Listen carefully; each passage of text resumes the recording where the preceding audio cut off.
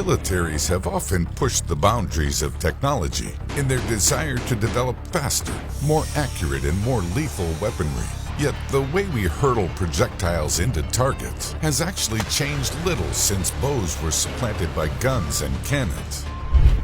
Conventional projectile weapons largely all use pressure from ignited gunpowder or other chemicals to propel projectiles out of a barrel.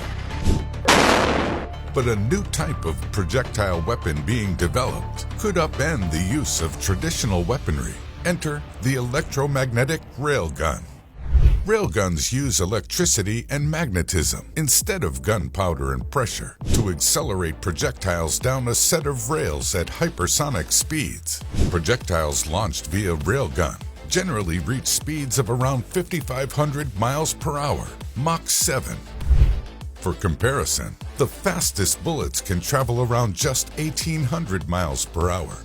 In fact, railguns deliver projectiles at such speeds that they have no need for explosives. Railgun projectiles on their own deliver so much kinetic energy on impact that they can deliver more destructive force than an equivalently massed explosive projectile, and at a fraction of the cost. The basic principle behind a railgun is that it uses an electric current to create a magnetic field. A railgun is made up of two parallel conductive rails. Current travels from the power source up to one rail through an armature holding the projectile, which acts as a connecting wire, and back down the other parallel rail. The more current that is pumped through the system, the more powerful the magnetic field, and the faster the projectile will go. Like a charged wire in an electric field, the projectile experiences a force known as the Lorentz force, which is directed perpendicularly to the magnetic field and to the direction of the current flowing across the armature. By directing the net magnetic field between the rails vertically, the projectile can be sent hurtling at stunning speeds. Railguns have a number of advantages in addition to the speeds at which they can fire projectiles. As they don't need to carry an internal propellant or explosive charge, they are much cheaper to manufacture and safer and easier to store and transport. The lack of explosive is a particular advantage at sea, where an explosive can mean the destruction of an entire ship. So why aren't we seeing railguns used by militaries everywhere? The answer is that railguns also have a significant number of disadvantages.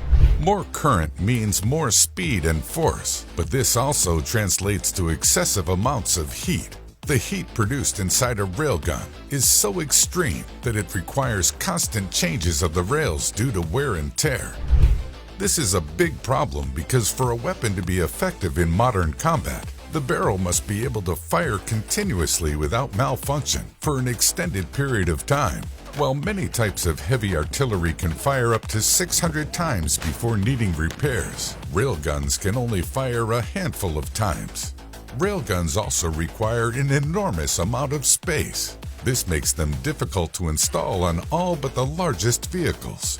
As of 2021, there are only 3 ships in the U.S. Navy large enough to carry a railgun.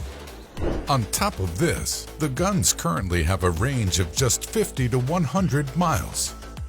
That puts the vessel carrying the weapon well within the range of many conventional longer-range weapons.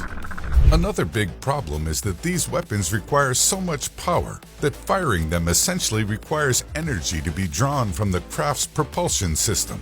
The guns being developed require around 9 kilowatt-hours of energy per shot, and very few vessels are capable of supplying that kind of power. Due to these hurdles, the U.S. Navy has recently ceased its railgun development program, opting instead for hypersonic weapons.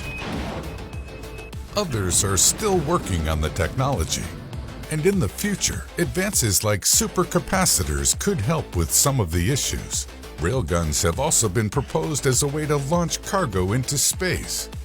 Who knows? In the future, we may see railguns given new and even non-lethal uses.